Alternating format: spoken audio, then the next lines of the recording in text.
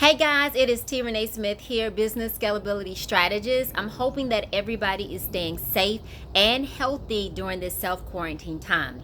I just wanted to come on and just to encourage you guys, all you small business owners out there, that this is not a time for panic, that this is a time to plan, to prepare, and to pray. I know that it is crazy with small businesses closing. They're having to close due to self-quarantine. Contracts are being placed on hold. People are having to go into their cash reserves, but this too shall pass. So I want to be very transparent and honest. About a week and a half ago, I started having conversations with my clients, and it was going a little bit like something like this.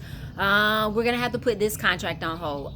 We're going to have to wait 90 days for this. We're not going to be able to renew this right now. So I got in a place of fear. And I am the one that teaches people, don't fear, reframe the way you think about fear. Fear means face everything and rise, or false evidence appearing real. And so I had to talk to myself and say, Renee, let's get it together. We know that 2020 was going to be your biggest financial year because of your contracts and your growth.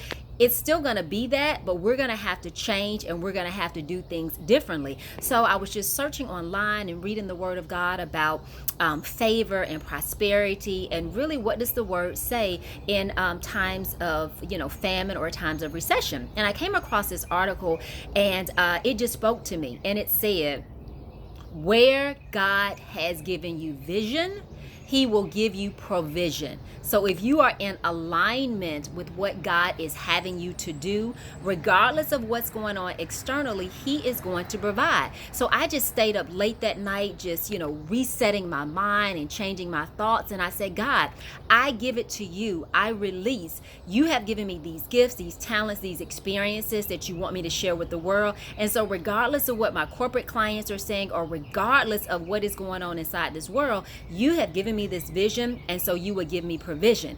And at that point, I just surrendered, and I said, God, show me what you'd have me to do. So my question is not, why is this happening? My question is, what is it that you need me to do? What is the next best step? What do I need to do with my business infrastructure? What do I need to do to strengthen my relationships with my friends, my family, and my clients during this quarantine time? What do I need to do?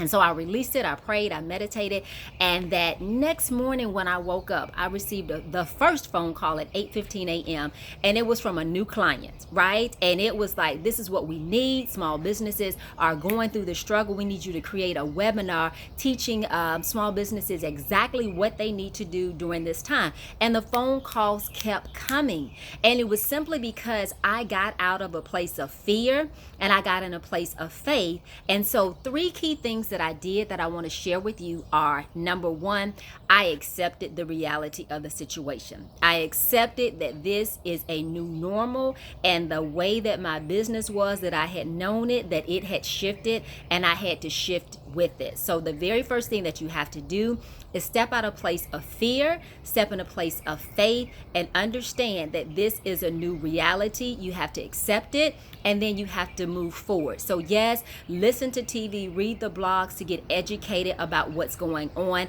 and then you have to say, what am I going to do about it? Number 2, you have to develop a sound financial plan. You need to look at your cash flow and determine how many days, months do I have of cash reserves, whether that's savings, whether that's tapping into your 401k, your IRA, or what other financial resources do you have? Do you need to get a small business loan, a line of credit?